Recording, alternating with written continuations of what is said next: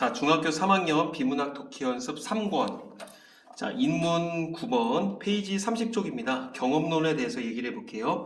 지난 시간과 마찬가지 인문 같은 경우 항상 개념, 핵심 용어 무조건 박스치고 그 다음에 어떤 견해 주장이 나온다 그랬어요. 이것만 머릿속에 들면 될 것 같아요. 굳이 안 적어도 되겠죠? 견해, 주장, 그리고 그 주장들의 특징, 그리고 거기에서 비롯되는 여러 가지 한계점이 있을 거예요. 한계점이라고 하는 건 문제 상황을 얘기를 하겠죠. 그리고 한계점에 대응하는 어떤 해결 방안 등이 나올 거야. 그 다음에 두 사람 이상이 나오면 당연히 비교, 어떤 뭐 차이점과 공통점을 찾을 필요가 있겠죠. 그 다음에 제일 어려워하는 문제 중에 하나가 사례 적용 문제라고 볼 수가 있을 겁니다. 자, 일단 단락을 나눠놓고 출발해 볼게요. 1단락, 2단락, 3단락, 4단락, 5단락 이런 식으로 나눴네요. 자, 쭉 기억, 니은 경험론이 나왔고 기억, 합리론, 벌써 대립되는 본격적인 경험론이라고 했으니까 합리론과 경험론의 차이점에 대해서 우리가 파악할 필요가 있겠죠. 자, 1번부터 가볼게요. 확인할 수 있는 내용이 아닌 거, 경험론 종류, 개념, 배경, 한계, 의 아주 기초적인 문제라고 볼 수가 있을 거야. 그 다음에 2번 기억과 니은에 대한 설명을 적절히 아는 것은 기억은 니은은 기억은 니은과 달리 이런 것들 우리 친구들이 많이 어려워하겠죠. 기억은 무슨 론? 합리론. 니은은 무슨 론? 경험론. 이런 식으로 봐볼게요. 그 다음에 3번 보기의 사례를 윗글에 활용하려고 할 때 그 활용 방안으로 가장 적절한 것은 뭐가 나오나 봐. 경험이야말로 경험에는 오류가 있을 수도 있음을 지각이 부족한 사람들의 경험은 그 다음에 하나에 대해서의 의미를 확장해 나가면서 개별적인 개인의 경험을 모두 모으면 용어 선택들이 좀 쉽지는 않을 것 같아요. 자, 그럼 1번부터 한번 차근히 가볼게요. 자, 중세 서양인들은 세계가 완전한 천상계와 불완전한 지상계로 이루어져 있다고 생각했다. 자, 일단 중세 서양인이면 이 중세가 아니라 시간이 흐르면서 사람들의 생각이 어떻게 바뀌었나 이른바 통시적 관점으로 바라볼 수가 있거든. 그래서 시간이 나타내는 용어들, 시간 표지라고 하거든. 이런 걸 항상 체크해 두세요. 중세에선 완전한 천상계, 불완전한 지상계로 이루어져 있다고 생각을 했대. 천체들은 우원설이 이루어져 있고 원운동을 하며 천체들을 움직이는 힘은 신의 의지라고 생각을 했대. 누가? 중세에서. 상상에 의존하는 이러한 세계관은 천체들을 직접 관측하고 망원을 확인하면서 흔들렸대. 이렇게 생각을 했었는데 이건 사실이 아니라 상상이었었다. 사람들은 머리로만 생각해왔던 이상적 질서들이 경험을 통해 부정될 수 있다는 사실을 깨달았다. 그러면 근대 경험론이 이런 과정을 통해 탄생했다고 볼 수가 있겠다. 자, 그럼 여기서 1단락을 한번 스키마 해볼까? 1단락에서 뭔 얘기가 났어? 중세 서양인들의 어떤 철학적 사고관이 나왔고요. 근대 경험론의 어떤 등장 배경? 이렇게 하면 되지 않을까? 등장 배경. 왜 그랬다? 어떤 이상적 질서라고 하는 건 경험을 통해 깨질 수가 있다. 그게 근대 경험론이라고 했지. 그래, 근대 경험론을 누가 주장했었는지 그 주장자가 나오겠죠. 2단락 경험론이란 인간의 인식이나 지식의 근원을 인간의 지각적 경험에서 찾는 철학적 입장을 가리킨다. 뭐 정의겠지 뭐. 굳이 지혜는 경험의 딸이다. 라는 레오나르도 다빈치의 말이 아니더라도 경험이 가르침을 준다는 사실을 부인할 사람은 드물 것이다. 어디의 입장에서? 경험론에서. 경험을 통해 무엇을 알게 되는 것은 모든 사람이 일상적으로 겪는 과정이 알게 되는 것은 이거 깨달음이라고 볼 수 있겠지. 모든 사람이 일상적으로 겪는 과정이기 때문에 이 입장을 거부하는 것은 쉽지 않다. 왜? 경험을 통해서 알게 되는 거 보편적인 거란 얘기야. 그러니까 거부할 수가 있다 없다? 없다. 자, 여기까지 슬쩍 보고서는 한번 1번 문제 가볼까? 1번에 종류? 몰라, 종류 아직까지 본 거 없어. 근데 경험론의 개념 나왔죠? 2문단에 나왔지. 근데 경험론의 배경 1문단에 나왔죠. 나머지 것들은 아직까지는 안 보였고. 자, 그러면 3문단 가볼까? 경험론의 전통은 멀리 고대 그리스의 소피스트 키레네 학파까지 올라가지만 합리론에 대비되는 본격적인 경험론은 프랜시스 베이컨이 체계를 세웠다. 그럼 여기까지 봤었을 때 뭘 알 수 있겠지? 합리론에 대립되는 경험론이라니까 합리론이 먼저 나왔을까? 경험론이 먼저 나왔을까? 합리론이 먼저 나왔을 거야. 벌써 느낌상으로 알 수가 있겠죠? 사실 이 두 사상은 즉 경험론과 합리론은 모두 자연과학 발전에 영향을 받았다. 이게 토대가 됐구나. 그 발전의 핵심 동력은 다르게 파악하면서 철학적 토대를 닦아나갔다. 그치? 어떤 이 자연과학 발전에 영향을 받긴 했어요. 그러니까 자연과학이 합리론과 경험론에 영향을 줬다는 얘기죠. 그 발전의 핵심 동력, 이것들의 핵심 동력은 다르게 파악을 했다. 철학적 토대를 닦아나갔다. 경험론자들은 자, 경험론, 나 이제부터 계속 포커스가 경험론이니까 동그라미 칠 거야. 관찰과 실험에 입각한 귀납적 방법이, 합리론자들은 이성적 사고에 기반을 둔 연역적 추론이 자연과학의 발전을 이끈다고 여겨졌다. 즉 무슨 말이야? 둘 다 합리론이나 경험론 모두 어떤 그 자연과학의 영향을 받은 건 사실이겠지만, 경험론의 입장에서 관찰, 실험, 귀납, 합리론의 입장에서 이성, 연역 이렇게 봤다는 얘기겠죠. 선생님 저는 귀납이 뭔지 모르겠는데요. 뒤에 나오지 않을까? 자, 경험론자들은 귀납법을 통해 구체적이고 개별적인 사례들에서 인간과 자연에 대한 보편적인 법칙을 알아갈 수 있다고 생각했다. 아직까지 무슨 말인지 모르겠어요. 하지만 조금 더 생각해보면 경험론은 한계가 있음을 알 수 있다. 어머, 한계가 있다고? 예를 들어 똑같은 장소를 걸어서 지나친 여행자와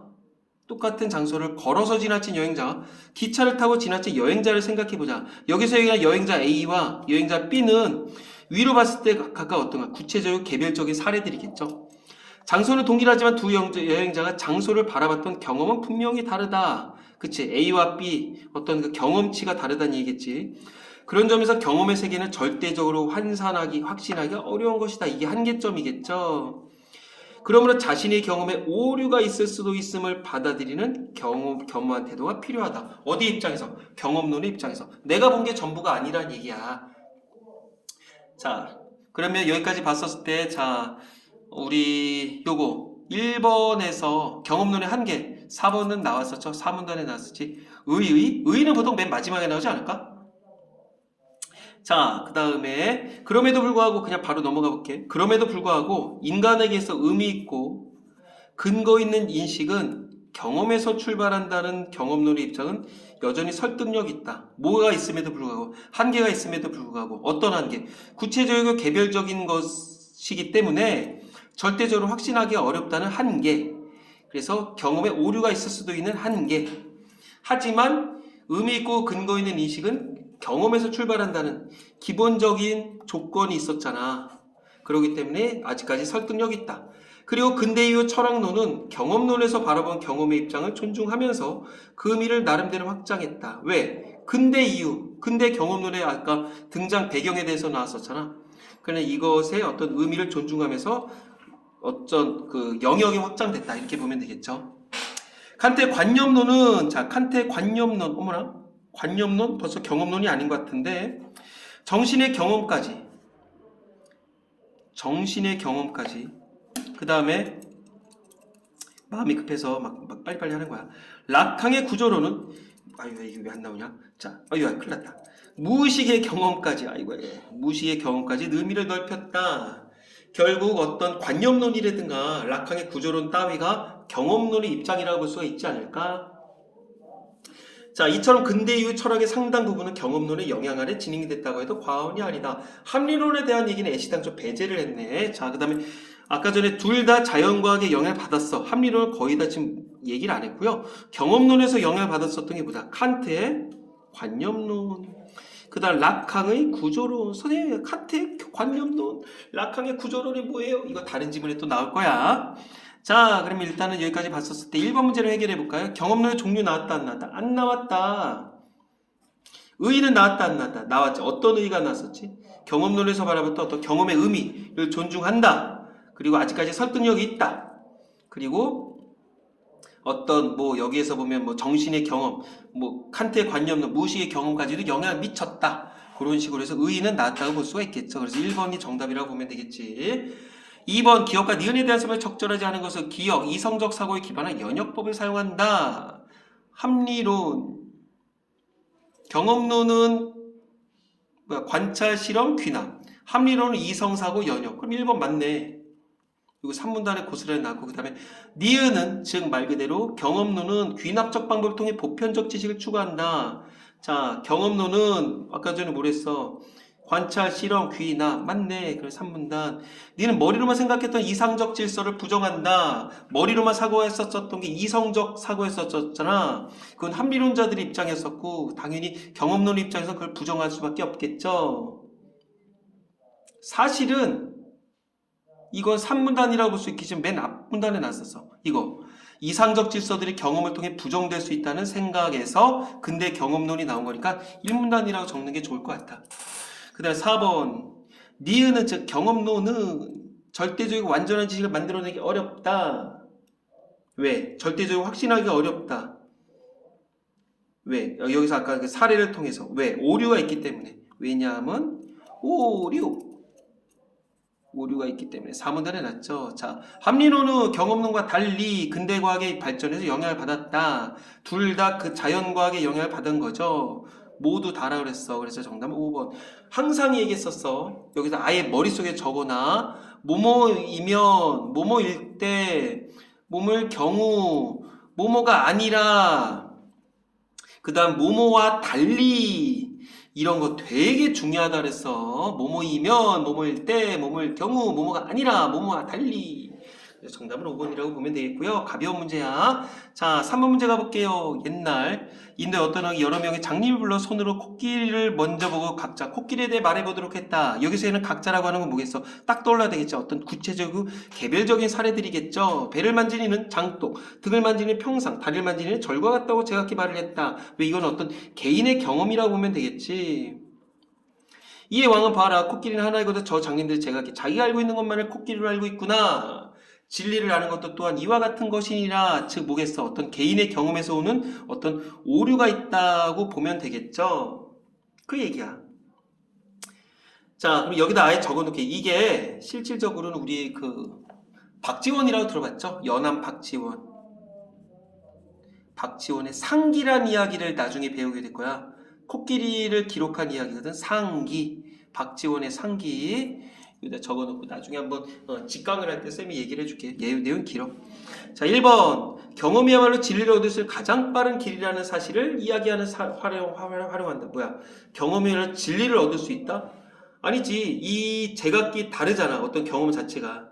그러니까 진리를 아는 것도 그렇게 쉽지 않다. 틀렸고. 경험에는 오류가 있을 수도 있음을 인정하는 겸허한 태도를 지녀야 한다. 당연히 맞겠네. 근데 3번 지각이 부족한 사람들의 경험은 머리로만 생각하는 사고에 미치지 못함을 증명하는 사례라 볼 수가 있겠다. 뭐야 이거 뭔 소리야. 그 다음에 하나의 대상의 그 의미를 확장해 나가면서 확장한다. 아까 전에 뭐였어? 칸트의 관념론, 그 다음에 라캉의 구조로 이딴 것들이 나왔었죠. 차츰 철학의 발전을 유도하게 됨을 보여주는 사례다. 틀린 말은 아니야.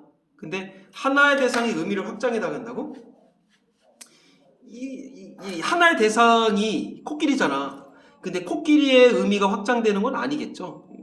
개소리야. 그 다음에 5번 개별적인 개인의 경험을 모두 모은다면 이 사람들 뭐 장독, 평상 이렇게 느꼈던 걸 모은다면 보편적인 지식으로 전환될 수 있음을 알려준다. 야, 이게 모은다고 해서 보편적인 지식으로 이렇게 뭐 넓혀질 수가 있어 없어? 없죠. 맞죠? 얘는 다 장독이라고 똑같은 걸 보고서 얘는 평상 똑같은 걸 보고서 이 사람이 이렇게 얘기했었어. 똑같은 걸 만져보고서. 그러니까 경험을 모은다 해서 보편적 지식으로 전환될 수 있다. 이렇게 볼 수는 없겠죠. 그래서 정답은 당연히 2번이겠죠. 그러면 여기쯤에서 한번 넘어가 봐야 되지 않을까? 우리 그 2학년 때인가 아마 우리 친구들이 배웠을 텐데 우리가 여기서 인문 5번인가 인문 5번이었던 것 같아요. 뭐 유추라는 용어 있었었잖아. 우리 지금 아마 좀 빠졌었던 친구들도 있을 텐데 유추와 더불어서 여러 가지 논증 방법 중에 하나라고 볼 수가 있을 거예요. 자, 여기서 얘기하는 귀납적 방법에 대해서 한번 선생님이 정리를 해주면서 우리 친구들 깔끔하게 마무리를 줘보도록 하겠습니다. 귀납은 여기 나온 대로 관찰과 실험에 입각한 거야. 그래 이거야. 귀납은 과학적이야. 그래서 이거 무슨 말이냐? 비둘기는 알을 낳는다. 까마귀는 알을 낳는다. 백조는 알을 낳냐? 그래, 백조는 알을 낳는다. 무슨 새가 있지? 참새는 알을 낳는다. 그치, 새가 알을 낳는 거 맞지? 그러므로 새는 알을 낳는다. 까마귀 알 낳는다. 뭐 B라는 새 알 낳는다. 뭐 C라는 새 알 낳는다. D라는 새 알 낳는다. 새는 모두 알을 낳는다. 개별적 사건에서 보편적 진리를 추구하는 게 귀납법이야. 그럼 연역적 사고는 뭐냐면 이렇게 해서 요게 맞다고 보는 거야. 사람은 죽는다. 나는 사람이다. 그러므로 나는 죽는다. 이렇게 하는 게 이걸 대전제라고 얘기를 해. 요거를 소전제라고 얘기를 하고 대전제가 참이면 결론 C는 B라고 하는 결론은 무조건 참이 되겠죠. 그딴 식으로 정리하면 되겠습니다. 자, 깔끔하게 정리를 했고요. 자, 우리 친구들 자기만의 용어로 다시 한번 해석하면서 문제를 풀기 앞서서 지금 시간을 체크하려고 이렇게 했었는데 우리 친구들 한 줄로 여기 스키마를 꼭 해보시고 여기 밑에다가 어떤 주제 쓰기에다 한 줄로 정리해 볼 필요가 있지 않을까? 그러면 한 줄로 정리해 보면 뭐겠어? 근대 경험론의 등장 배경과 특징 그리고 한계 이런 특징 한계 의 그런 식으로 정리하면 되지 않을까? 여기까지 했고요. 자, 마무리할게요. 안녕.